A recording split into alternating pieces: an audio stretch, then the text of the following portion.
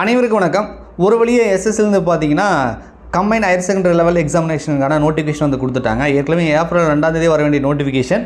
So இப்போ வந்து அஃபிஷியலாக வந்து கொடுத்துட்டாங்க. இதுக்கு காரணம் என்னன்னா எலெக்ஷன் வருது இல்லையா, ஸோ அதனால் வந்து சில தேர்வுகளோட எக்ஸாம் டேட்லாம் வந்து பார்த்திங்கன்னா ரீஷெடியூல் போட்டு மாற்றி வச்சுருந்தாங்க.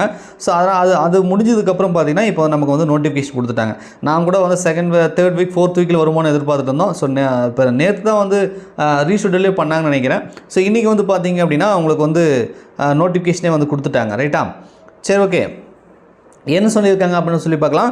டேட் ஆஃப் நோட்டிஃபிகேஷன் 8/4/2024 வந்திருக்கு. இதுக்கு வந்து ஆன்லைன் அப்ளிகேஷன் அப்ளை பண்ணுறது கடைசி பார்த்தீங்கன்னா 7/5/2024 வரைக்கும் நீங்கள் வந்து அப்ளை பண்ணிக்கலாம் அப்படின்னு சொல்கிறாங்க. ஸோ அதே மாதிரி லாஸ்ட் டேட் 7/5 தான், அதை இங்கே சொல்லிட்டாங்க.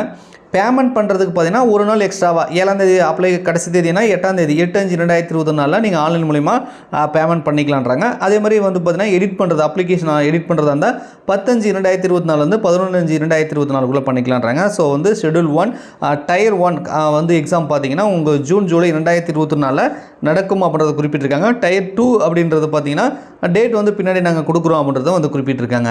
ஸோ இம்பார்ட்டன்ட் டேட் வந்து நம்ம பார்த்தாச்சு. ஸோ அடுத்து வந்து சம்பளம். இந்த போஸ்ட்டுக்கு நீங்கள் வந்து செலெக்ஷன் ஆகிறீங்க, லோயர் டிவிஷன் கிளர்க்கு செலெக்ஷன் ஆகிறீங்க, அல்லது வந்து ஜூனியர் செக்ரட்டரி அசிஸ்டன்ட் ஜேஎஸ் போஸ்ட்டுக்கு செலெக்ஷன் ஆகிறீங்க அப்படின்னா 19,900 முதல் 63,200 வரைக்கும் கிடைக்கும். சென்ட்ரல் கவர்மெண்ட் எக்ஸாம் நிரந்தர பணி அப்படின்றத புரிஞ்சுக்கோங்க. டேட்டா என்ட்ரி ஆப்ரேட்டரை பொறுத்த வரைக்கும் நீங்கள் பார்த்தீங்கன்னா உங்களுக்கு வந்து 25,500 வந்து 81,100 வரைக்கும் கிடைக்கும் அப்படின்றாங்க. இதில் 2 கேட்டகரி இருக்குது. இந்த 29,200 வந்து 92,300 வரைக்கும் ஒன்று கிடைக்கும். அதே டேட்டா என்ட்ரி ஆப்ரேட்டர் கிரேடு 7 நீங்கள் செலெக்ஷன் ஆகிறீங்க அப்படின்னா 25,500 81,100 வரைக்கும் கிடைக்கும் அப்படின்றாங்க. ஸோ எவ்வளோ சார் வேகன்சிக்கு நோட்டிஃபிகேஷன் கொடுத்துருக்காங்கன்னா இங்கே பாருங்கள், ஒரு டென்டேட்டிவாக கொடுத்துருக்காங்க. 3,712 வேகன்சிக்கு அந்த டைம் வந்து பார்த்திங்கன்னா நமக்கு வந்து நோட்டிஃபிகேஷன் கொடுத்துருக்காங்க. ஸோ இது போஸ்ட் வைஸ் எவ்வளோ இதெல்லாம் வந்து பார்த்திங்கன்னா நமக்கு வந்து வெப்சைட்டில் வந்து அப்டேட் பண்ணியிருக்கதா சொல்கிறாங்க. நீங்கள் வந்து அங்கே செக் பண்ணி பார்த்துக்கோங்க. ரைட்டா, 3,712 கூட ஒரு டென்டேட்டிவ் தான். மேபி வந்து ரிசல்ட் கொடுக்கறதுக்கு முன்னாடி கூட ரிவைஸ் பண்ணி கொஞ்சம் இன்க்ரீஸ் பண்ணுறதுக்கான வாய்ப்புகளோட இருக்குது. ஸோ வேகன்சி வந்து இப்போதைக்கு 3,712 வந்திருக்கு அப்படின்றத நீங்கள் தெரிஞ்சுக்கோங்க. ஸோ அடுத்து வந்து நம்ம பார்க்கலாம். ஸோ அடுத்து age limit, education qualification. Age limit இதுக்கு என்ன சார் வயது வரம்பு இருக்கணும் அப்படின்னா 1/8/2024 இதுதான் கட் ஆஃப் டேட். இந்த தேதியின் அடிப்படையில் குறைந்தபட்சம் 18 அதிகபட்சம் 27 வயசு வந்து உங்களுக்கு இருக்கலாம் அப்படின்றத சொல்கிறாங்க.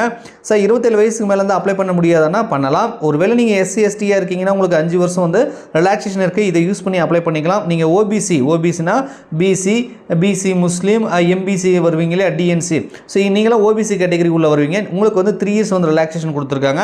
அதை யூஸ் பண்ணி நீங்கள் அப்ளை பண்ணிக்கலாம். அதே மாதிரி மாற்றுத்திறனாளிகள் இருந்தால் 10 வருஷம் ரிலாக்ஸேஷன் கொடுத்துருக்காங்க. அதை யூஸ் பண்ணி நீங்கள் அப்ளை பண்ணிக்கலாம். எக்ஸ் சர்வீஸ் மேனுக்கு 3 வருஷம் இருக்கும். அதே மாதிரி ஆதரவற்ற விதவைகள், டைவர்ஸ் உமன் அவங்களுக்கும் பார்த்தீங்கன்னா ரெசர்வேஷன் கொடுத்துருப்பாங்க.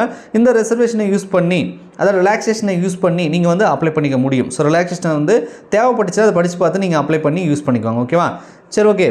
அடுத்து வந்து என்ன சார் படிச்சிருக்கணும் அப்படின்னா இது வந்து பார்த்தீங்கன்னா combined higher secondary level examination அப்படின்னு சொல்லிட்டாங்க. அப்போ கண்டிப்பாக 12ஆம் வகுப்பு வந்து நம்ம பாஸ் பண்ணியிருக்கணும் அப்படின்றது தெரிஞ்சு போச்சு.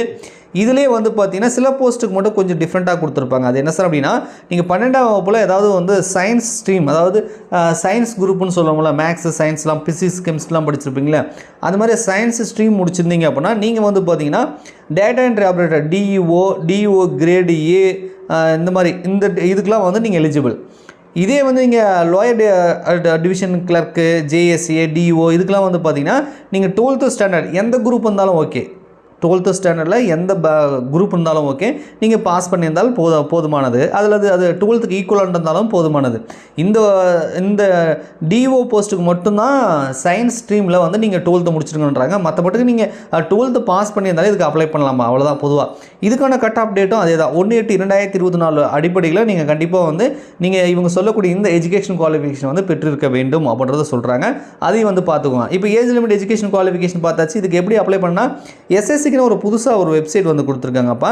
அதாவது என்னென்னா இதுக்கு முன்னாடி வந்து ssc.nic.in அப்படின்றது இல்லையா, இப்போ நியூ வெப்சைட் வந்து ssc.nic gov.in அப்படின்னு கொடுத்துருப்பாங்க. இந்த வெப்சைட் மூலிமா நீங்கள் அப்ளை பண்ணிக்கலாம். ரைட்டா, நான் வேணால் லிங்க் வந்து டிஸ்கிரிப்ஷனில் வந்து கொடுக்குறேன்.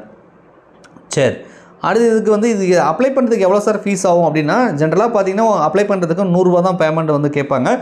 இதே வந்து நீங்கள் பெண்களாக இருக்கீங்க, SC/STயாக இருக்கீங்க, அல்லது மாற்றுத்திறனாளிகளாக இருக்கீங்க, அல்லது எக்ஸ் சர்வீஸ் மேனாக இருந்தீங்கன்னா அந்த 100 ரூபா கூட பேமெண்ட் பண்ண வேண்டியதில்லை. உங்களுக்கு வந்து ஃபீஸ் வந்து ஃப்ரீ தான். ரைட்டா. உங்களுக்கு 100 ரூபா கூட கட்ட வேண்டியதில்லை.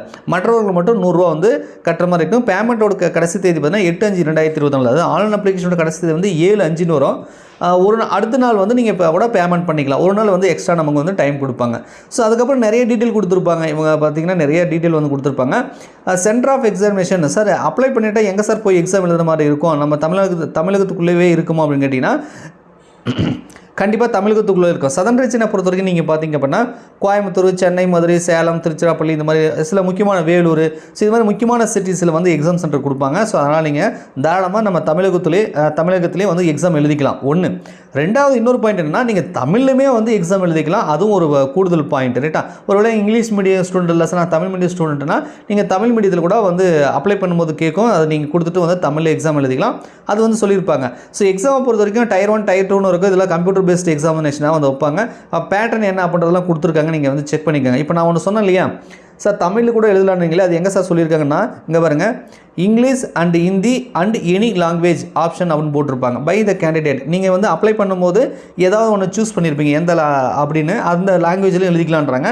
அது பின்னாடி தமிழ் அப்படின்றதும் அந்த ஆப்ஷனல் லாங்குவேஜில் கொடுத்துருப்பாங்க. அது பின்னாடி நான் காட்டுறேன். ஓகேவா.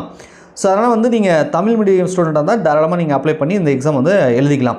இங்கிலீஷ் மீடியமாக இருந்தாலும் எழுதிக்கலாம், ஒன்றும் பிரச்சனை இல்லை. தமிழ் மீடியம் கொடுக்குறவங்களுக்கு வந்து என்ன ஒரு ப்ளஸ் பாயிண்ட் அப்படின்னா கொஷின் தமிழ்லேயும் வரும், இங்கிலீஷ்லேயும் வரும் ரைட்டா. இங்கிலீஷ் மீடியத்துக்கு இங்கிலீஷ் கொடுத்தீங்கன்னா இங்கிலீஷ் அண்ட் ஹிந்தி தான் வரும் ரைட்டா. அதையும் வந்து பார்த்துக்கோங்க. நெகட்டிவ் மார்க் இருக்குது சார் ஆஸ்யூஸ்வலாக இருக்குது 0.5 நெகட்டிவ் மார்க் வந்துருக்கு. Tier 1 Tier 2க்கான ஸ்கீமா எக்ஸாமினேஷன் அதுக்கு மட்டும் இல்லாமல் சிலபஸ் எல்லாமே வந்து டீட்டெயிலாக வந்து கொடுத்துருக்காங்க. நோட்டிஃபிகேஷன் PDF ஒரு டைம் டவுன்லோட் பண்ணி கொஞ்சம் முழுமையாக படித்து பார்த்துட்டு அதுக்கப்புறமா அப்ளை பண்ணுங்கள். இதிலே சிலபஸ் எல்லாமே வந்து கொடுத்துருக்காங்க ரைட்டா. ஸோ இது டீகோடிங் பண்ணி தான் நீங்கள் வந்து படிக்கணும். சிலபஸ் ரொம்ப ஷார்ட்டாக வந்து கொடுத்துருப்பாங்க. அவுட் டு அப்ளை எப்படி என்னென்ன டாக்குமெண்ட்லாம் தேவை அப்படின்றதெல்லாம் வந்து கொடுத்துருக்காங்க. நீங்கள் படித்து பார்த்துங்க. முக்கியமான விவரங்கள் எல்லாமே நான் கிட்டத்தட்ட சொல்லிட்டுன்னு நினைக்கிறேன். அந்த தமிழில் மட்டும் அது எங்கே இருக்குன்னு நான் சொல்கிறேன். கிட்டத்தட்ட 75வது பக்கத்தில் கொடுத்து வச்சுருந்தாங்க. 75 எப்படி அப்ளை பண்ணணும்னு தெளிவாக கொடுத்துருக்காங்கப்பா. ஏன்னா புது வெப்சைட்டில் போய் நீங்கள் அப்ளை பண்ணணுன்றதுனால ஹவு டு அப்ளை என்னென்ன டாக்குமெண்ட் என்னென்ன சைஸில் இருக்குன்றதெல்லாம் தெளிவாக கொடுத்துருக்காங்க. ஸோ நீங்கள் ஒரு டைம் வந்து அந்த PDF டவுன்லோட் பண்ணி படித்து பாருங்கள். ஓகேவா. நான் வெப்சைட்டுக்கான லிங்க் வந்து டிஸ்கிரிப்ஷனில் கொடுத்துட்றேன். இங்கே பாருங்கள், லாங்குவேஜ் ஃபார் எக்ஸாமினேஷன் அப்படின்னு கொடுத்துருக்காங்களா. ஸோ இதில் வந்து பார்த்திங்கன்னா நம்ம தமிழ் லாங்குவேஜ் வந்து இருக்கும், ஹிந்தி இங்கிலீஷ் அது மாதிரிலாம் போட்டிருப்பாங்க. ஸோ கீழே பார்த்தீங்க அப்படின்னா நமக்கு 13வது லாங்குவேஜாக வந்து தமிழ் கொடுத்துருக்காங்க ரைட்டா. ஸோ இதுக்கான கோடு பார்த்தீங்க அப்படின்னா கோடு வந்து 21. ஸோ தமிழுமே தேர்வு நடைபெறும். அதாவது பொது அறிவு அந்த மாதிரியான விஷயங்கள்லாம் வந்து நீங்கள் வந்து தமிழ்லேயே கொஷின் வரும். ஸோ நீங்கள் தமிழில் நீங்கள் அட்டன் பண்ணிக்கலாம். ஸோ தமிழில் இந்த எக்ஸாம் எழுதிக்க முடியும். நீங்கள் +2 முடிச்சிருந்தால் போதுமானது. தாராளமாக இந்த எக்ஸாமுக்கு வந்து அப்ளை பண்ணி படித்து வந்து நீங்கள் அட்டன் பண்ணலாம். ஸோ நிறைய மாணவர்கள் நம்ம தமிழகத்திலிருந்து சென்ட்ரல் கவர்மெண்ட் எக்ஸாமுக்கு எழுதியும் வந்து நீங்கள் வந்து செலெக்ஷன் ஆகணும். ஸோ TNPSC TNSRB இந்த இதிலேயே வந்து இல்லாமல் railway exam, SSC exam, so bank exam இந்த லைன்லையுமே நீங்கள் வந்து செலெக்ஷன் ஆகிட்டு போகணும் அப்படின்றதுக்காக தான் நான் வந்து திருப்பி வந்து நான் சொல்லிட்டு இருக்கேன். ஓகேவா. ஸோ நிறைய மாணவர்கள் ரூரலில் பார்த்தீங்கன்னா வில்லேஜ் எல்லாம் தமிழ் மீடியம் ஸ்டூடெண்ட்டாக இருந்திருப்பீங்க.